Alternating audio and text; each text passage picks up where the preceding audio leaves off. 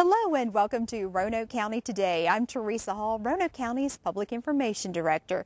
Just ahead, we'll take a look at what Roanoke County's Police Department is doing year-round to get teen drivers to understand the importance of paying attention and buckling up. Plus, you want to save some money on your energy bill? The Green Living and Energy Expo is the place to be, and it's just around the corner. Hope you'll stay with us.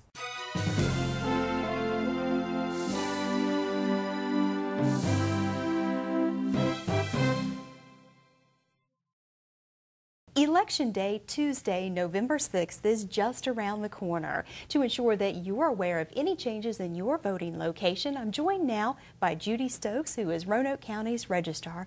Judy, thank you so much for taking the time away from your office, which I am sure is extremely busy now. It's October and leading up to a very intense election. Yes, it is, and thank you for having me, Teresa. Well, I know that just from some of our conversations and looking at your website that there have been a couple of maybe 2 or 3 locations that have changed for some of the voters. Yes, we have our Bennett Springs precinct. We have moved from Masons Cove Fire Station to Mountain Pass Baptist Church to give us more space for the increased number of voters that turn out for presidential elections. We've also moved the Hunting Hills precinct.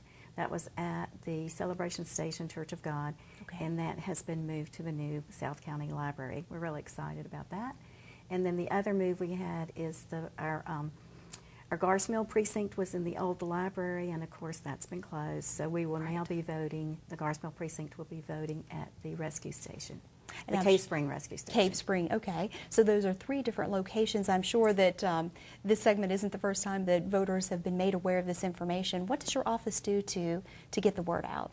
We always have to have a public hearing before we change it with the Board of Supervisors, and then after it's been approved, we mail postcards to all the registered voters in those precincts. Okay, so postcards went out some time ago, about last month or so? About 3 or 4 weeks ago they went out. Okay, all right, so folks have pretty much ample time to make some changes or be aware. Yes, they got a bright green postcard. Well, a lot of this information I assume you also keep out on your website, which has got a lot of information with it. Yes, we do. We encourage people to go to the website and check it out and check their polling places, because we have all the polling places there with the changes, and also have sample ballots. Well, I'm sure a lot of people call your office this time of year wondering about what different deadlines are for instance, if they moved or things of that nature. What do you tell them? Tell them the different ways that they can do those changes and the deadline. The deadline coming up is October 15th for those viewers that are listening and watching, for any changes in their voter registration. That's the deadline. So that would be like if you had moved or changed your name or anything. Or have not registered and wish to register. Oh, that's true. So it's October 15th is that deadline. So it's very much quickly approaching. What about sample ballots? If people ask you, what's a ballot look like, and what do you tell them? Yes, we tell them that we've posted it on the website. They can go to the website and look there, and we also have them available in our office. Okay, and we're talking about the website, and it's actually the Roanoke County website, which is roanokecountyva.gov/elections, I believe? Yes. And that's where you can go and see a lot of different information. What about absentee voting? Absentee voting is steady. We start absentee voting 45 days prior to an election, and there are 2 ways that a person can vote absentee. They can vote by mail, or they can vote in person in our office. And you have to have a legitimate reason as to why you can't be at the polls on Election Day. For example? For example, if you're disabled, or if you're going to be out of town on vacation or business. First responders, firemen, policemen, they can vote absentee. Okay, because you never know what's going to happen with their jobs. Right. That's for sure. Now, your office is located in the Roanoke County Administration Center? Yes, it is, on the 3rd floor. Bernard Drive, okay. And Election Day, again, it's just around the corner. What are some tips that people should know, or advice that you give them for Election Day, like what time the polls open and close, that type of thing? The polls open at 6 a.m. and they close at 7 p.m. And 4 years ago, we had a rush. The first few hours that we were open, we had a big rush, and then it was kind of a lull during the day. So it's always hard to tell when the rush will be. But if voters will come prepared with their ID, it will make the process faster. All right, and for disabled voters or people who have trouble with their mobility, I guess the election staff goes out of their way to help. We do. We have a service that we can take our machines to curbside, out to the car, and let Very the voter nice. vote. That's a very, very nice thing to do. All right. Well, Judy, I'm going to let you get back to work because I know you have a lot going on. But as always, thank you so much for sharing this valuable information with us, and best of luck in about a month. Thank you, Teresa. All right. And stay with us, everyone. There's much more Roanoke County Today to come.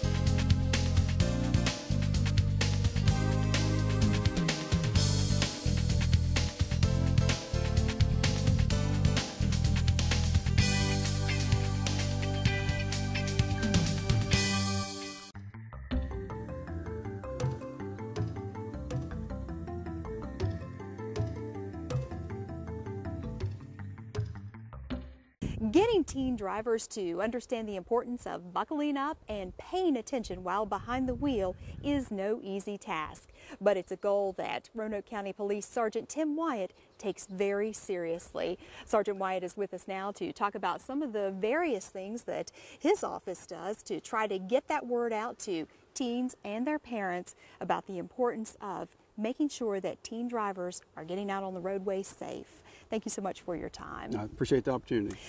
This summer, I know that you and some other Roanoke County staff members worked to put together a informational video that was designed to actually go out in social media to try to talk about and get folks, teens, to understand the importance of what can happen if you are not 100% committed to driving safely. Tell us a little bit about that. Well, that video was called What Will It Take?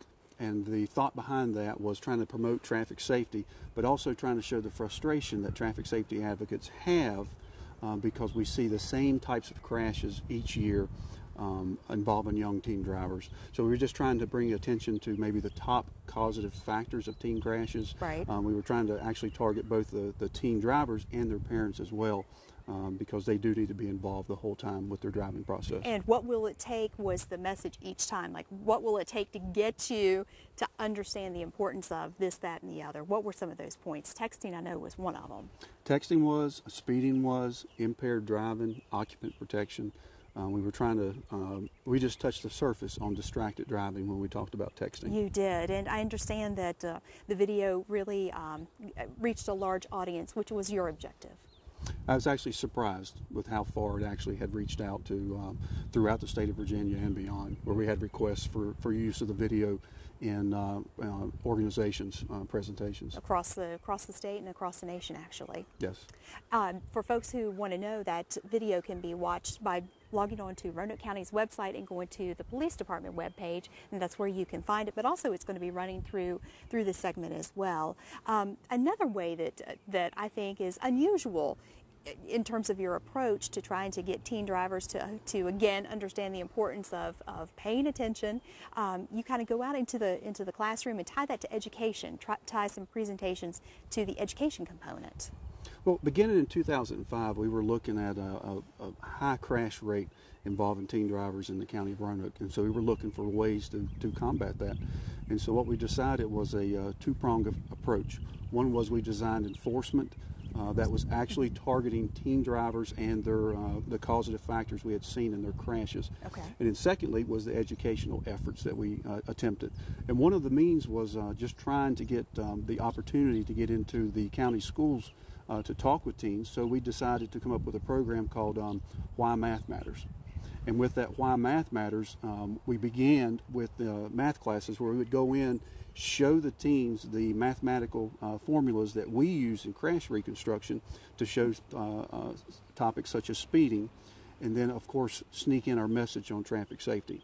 That evolved into where now we offer it in multiple disciplines to include criminal justice, physics, biology, math, and driver's education classes. One way or the other, it sounds like you're trying to reach those young people. Absolutely. And I know you try very hard as well, not only to reach the young people, but also to reach their parents and the community. And there's a program you wanted to talk a little bit about.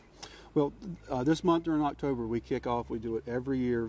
It's a joint effort between the Roanoke County School System and the Police Department, and it's called Partnering for the Privilege. And in this program, Police Department, school people, insurance personnel, and traffic safety advocates will actually join forces, and we do about an hour-and-a-half presentation on different aspects of the teen licensing and driving process to give parents and teens the facts concerning how they get their license, topics dealing with insurance, and then of course the causative factors we're seeing in teen crashes. So is this coming up in November or October? It's actually in October and extended into November.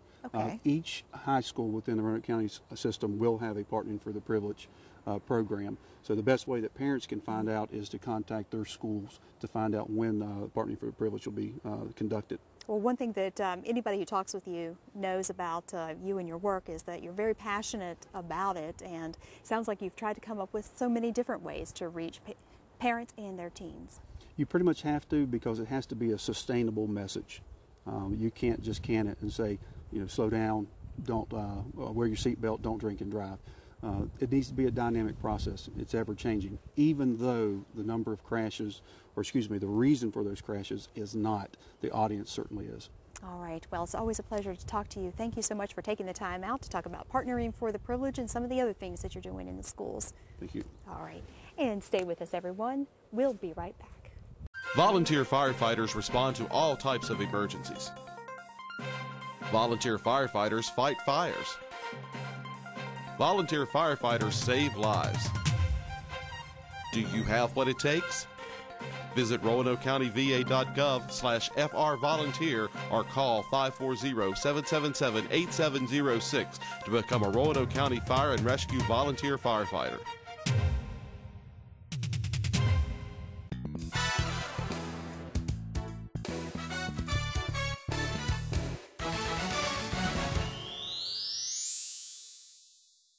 Who among us could forget the powerful windstorm of June 29th that left thousands without power for days? It was Anne-Marie Green and Nancy DeVal's department that handled that bulk and brush pickup in the days, weeks, and even months following that June 29th windstorm. Ladies, thank you for joining me to talk about just the dedication that Roanoke County's General Services employees displayed in the days following that storm.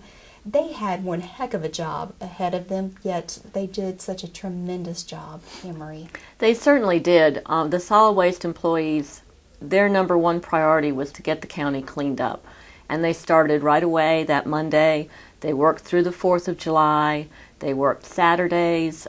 Really for the whole following month, it was really just amazing. And it really it shows the dedication that Nancy and her staff have. Our office staff worked part of the 4th of July, worked on some of the Saturdays. It was just amazing to me. Now, you supervise the solid waste employees. You probably knew that dedication was there, though. You probably knew there was no question that they would get out and work hard and not complain. Oh, yeah, I was not worried at all. They've done it in the past with other issues we've had to deal with. I mean, a lot of the same crew as the crew that was working during the 1985 flood, and anybody who was here then knows how well. That's true. I wasn't here then, but anybody that was here then knows how hard they worked. And the thing I'd like to add is that a lot of them had issues at home as well. They were without power. They had trees down. They had things that they should be doing at home, but they were here trying to get the county cleaned up. And I think that shows a tremendous amount of dedication. And I think it was a tremendous recognition to have the Board of Supervisors ask that they actually be brought in and officially, formally applauded for the work that they did. That had to have meant a lot, not only to the two of you, but to the staff as well. It was really very touching to have the board ask to see them like that, and I was very proud of them that day. We had everybody there. It was working. A huge turnout. It was, and it really meant a lot, because it's not something that we get recognized for very often, because we just quietly do the job. And yeah, it was very meaningful. They don't seek that recognition, do they, Nancy? No, they don't. They would prefer not to. They would prefer just to go do their job and go home and not get called out for doing something wrong or doing something right. They just want to do it and go home. Well, speaking of doing things right, obviously they were, because one thing that you mentioned is that really people seem to, residents, citizens of Roanoke County, recognize that they were working hard. heard very little complaints. I mean, people did have to wait to get that debris picked up because there was so much of it, but really you didn't hear very many complaints during that time. No, and in addition to that, I had one driver come in, he said, I didn't even have to get into my water today because the citizens came out and kept giving me drinks. That's so, yeah, great. They definitely People really did appreciated it. recognize that. And one thing that showed just how hard they worked during that time was the mulch pile that was at the transfer station in downtown, or actually in Roanoke. Huge pile. It migrated, yes. Yes, it did. I think we have pictures of it that we can show, and it was amazing, that pile of the mulch that was ground up. I'm not sure that there was much more room on that site. It's a good thing we stopped when we did. I would agree, very much so. Nancy, what have you said to your workers, after the storm, and just to thank them? I mean, are there words to express? Not really. I mean, we tell them I tell them all the time that, they can either make my life miserable or they can make it easy. And 99% of the time they make it easy because they go out there and they do what they're supposed to do. And, they have fun doing it most of the time. And so I can't begin, and the ladies in here would agree with me, we can't begin to thank them enough for the work that they do out there. Right. And do you have any numbers that explain and draw a picture for us just how much was picked up during that time? I do. We looked up some numbers from the previous years. Last year there was like maybe 86 tons of brush that were picked up during that same time period, and the year before like 85 tons. This year it was 2,700 tons of brush. Wow. Yes. It was almost half a year's worth of brush in a month. In a month's time. Mm-hmm. Yes, that, if nothing else, that kind of paints the picture for you of just how much was out there. It does. And we had, I'm thinking it was 1,300 or 1,400 hours of overtime that they put into, which, again. Storm happened on Friday and they got to work on Monday. They did. And it was so hot and miserable, but they just kept, we didn't really have to ask them. They just said, we're working. Right. Well, Roanoke County has some fantastic employees, and this is just one example of it. Mm-hmm. Well, ladies, thank you, Nancy. Anne-Marie, thank you very much for taking the time to share some of those stories with us. We certainly appreciate it. Thank you, Teresa. Thank you. All right, and stay right there. There's much more Roanoke County Today to come. Higher electric bills, sticker shock at the gas pump, energy can cost a ton, but it's easy to save money and give your budget a boost. Save hundreds of dollars in energy costs by doing just a little. An average household dedicates 11% of its energy budget to lighting. Using new lighting technologies can reduce energy use by 50 to 75%. One of the easiest and most cost-effective ways to cut energy bills is to replace conventional light bulbs with compact fluorescent lamps. They're more efficient and last 6 to 12 times longer. Remember, do a little, save a ton.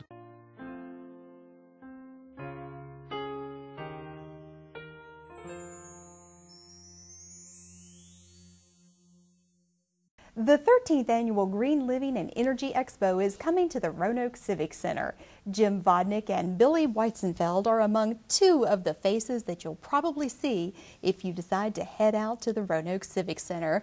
Gentlemen, thank you so much for taking the time to talk with us about an event that's been going on for 13 years. That is just amazing. Billy, you, if you would give us a little bit of background about your organization that actually helps to put on this event at the Roanoke Civic Center. Yes, we're a energy education and advocacy organization. We have a trade association side that we manage and advocate for, and then we also do a lot of things for the general public in educating them about the importance of saving energy, and that's what the Green Living and Energy Expo is about. Now, your group is called the Association of Energy and Conservation Professionals? Yes. A mouthful, it is. It is, but that's the group that's behind this event. Yes, it is. All right. Jim, you're with Roanoke County. What is Roanoke County's role in helping to get the word out about this event? Well, we have been very involved in community energy conservation projects for the last 10 years or so. We realize that energy is scarce. We realize that the economy is on hard times, so we believe it's more important than ever for our citizens and businesses to have opportunities to save energy. We have been doing that in our own facilities and fleet. True. And this is probably the best event that certainly is in southwestern Virginia in terms of providing all kinds of resources for businesses, homes, schools, churches. If you want to save energy, if you want to install a new furnace, a heat pump, if you want a green energy project, you can find everything you want at the Green Living and Energy Expo. So the county has been a sponsor, and we've also had a booth there for the last six or 7 years now. Well, what you just said actually dovetails with what your explanation at the beginning of our segment. You said it was an educational opportunity for the public to come out and learn about so many different things. Give us a few examples of what the public will see if they come out. Well, you're going to see a lot of products. You're going to see alternative fueled vehicles. You're going to see insulators, energy auditors, renewable energy contractors, solar, wind, geothermal, all the current technology on HVAC systems, green products. We also provide a lot of great activities for kids, and so the event is really a family-friendly event, and historically it's always been that way. So we really encourage people to bring their children, bring their kids, and spend the day. You know, over 13 years, I would bet a lot has changed, Billy.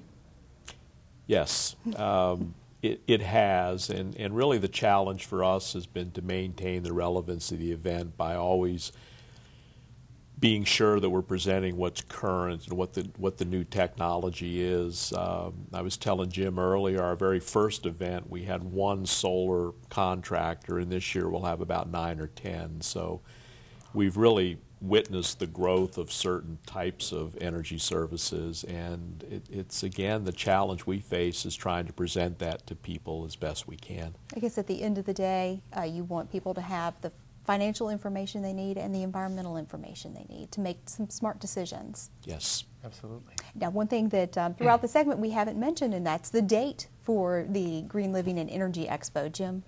That's coming up pretty fast here, less than a month, November 2nd and 3rd. That's a Friday and Saturday. Yes. Very convenient. Yes, it is, and it's a free event. It's free, so that's a pretty good deal in itself. It sure is. And it's just it's an opportunity to learn, and we can guarantee that you'll have an impact if you go there, and you will go home or back to your business with a different perspective. How do you decide who participates in this event? Well, it seems that you would have to have some kind of a relevance to energy conservation, right, or sustainability, green living, what have you. It's pretty much, I think it's pretty open in terms of anybody who has an interest. You mentioned a variety of different things and booths and events where you can learn information. Government organizations are very involved, not-for-profits, energy companies, you name it. Right? Yeah, Jim's right. I mean, the criteria is fairly open. We certainly has to be connected in some way to the overall topic, which is saving energy and being a sustainable entity in some ways. So last year we had about 90 exhibits. We're hoping to have that this year. We're not quite there yet, but we've still got a little bit of time. But all right. Well, we're about to wrap up our segment. If you could, just give us a link to your website. It's www.aecpes.org. Okay. All right. Jim Bodnick, Billy Weizenfeld, thank you both very much for sharing the information, and good luck November 2nd and 3rd. Thank you, Teresa. Great. Thank you, Teresa. Stay with us. We'll be right back.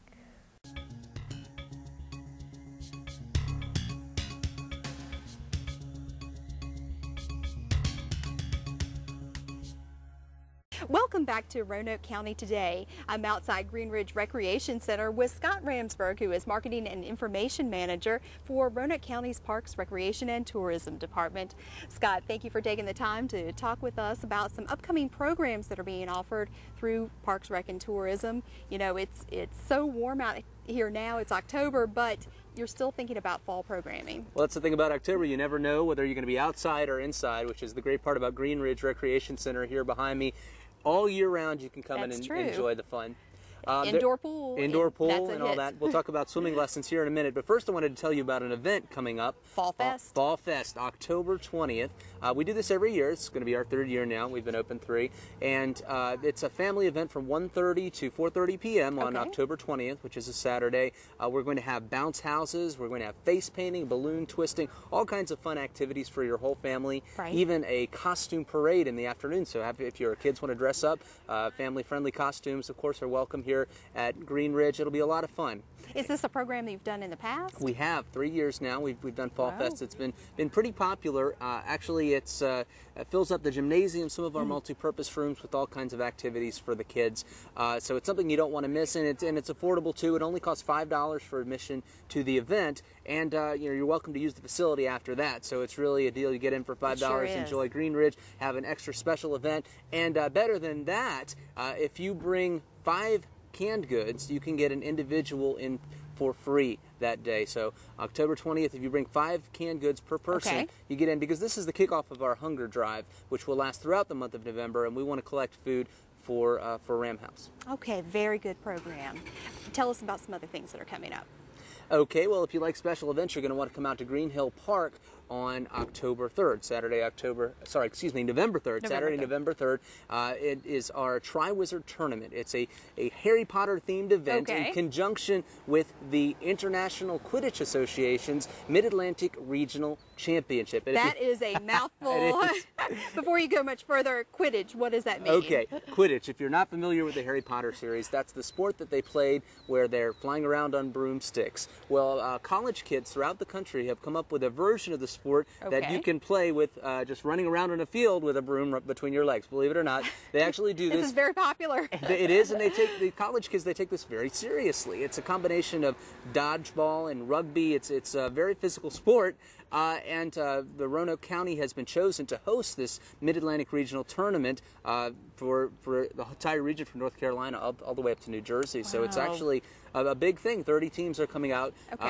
You can't come from the community to participate in the tournament, but we're having a public event in conjunction with it where you can come out and do family activities and watch the tournament, cheer on your favorite teams, including Virginia Tech. Virginia Tech has a very good team. Okay. And if you come around lunchtime, they'll actually show you how to play the sport of Quidditch. Okay, maybe I need to stop by because this is all new to me. Tell me again the date. Okay, the date is November 3rd, and again in conjunction with the Quidditch tournament. It's at Green Hill Park from 10 a.m. to 5 p.m. is when the public event will be going on. So we invite everyone to come out and dress your Harry Potter best if you want to. If not, that's okay too. We'll have competitions, including a scavenger hunt, crafts, and more. All right. Well, one of the great things that I love about Parks, Rec, and Tourism is that you're always partnering with different agencies, different departments, and you've got some events that are coming up with libraries in November, I believe, November or December. Tell us a little bit about that. Well, new this fall, we're actually partnering with Roanoke County Libraries to put on programs where you can actually register through RoanokeCountyParks.com and take courses at the library to take advantage of their wonderful 17-computer lab at the South County Library. We've already done courses on Excel, computer basics. Here in November, we have one called Home.net for the holidays, which is November 13th through 15th, where you can learn some of the new online techniques to create your own Christmas presents using photographs and get some tips on how to do the best online holiday shopping in a 3-day, 1 hour per day course. You can find out more about that on our website at RoanokeCountyParks.com. But be on the lookout in the future. We're going to be planning to do much more with the Roanoke County Libraries, and again, to take advantage of the wonderful facilities we have here in Roanoke County. It's a wonderful partnership. Libraries are always doing something, and we all know Parks, Rec, and Tourism is always busy. Oh, yeah. Well, Scott, there's always so much to share from Parks, Rec, and Tourism. Thank you for taking the time out to talk with us on this program. Thanks for having me. All right, stay right where you are. There's much more Roanoke County Today to come.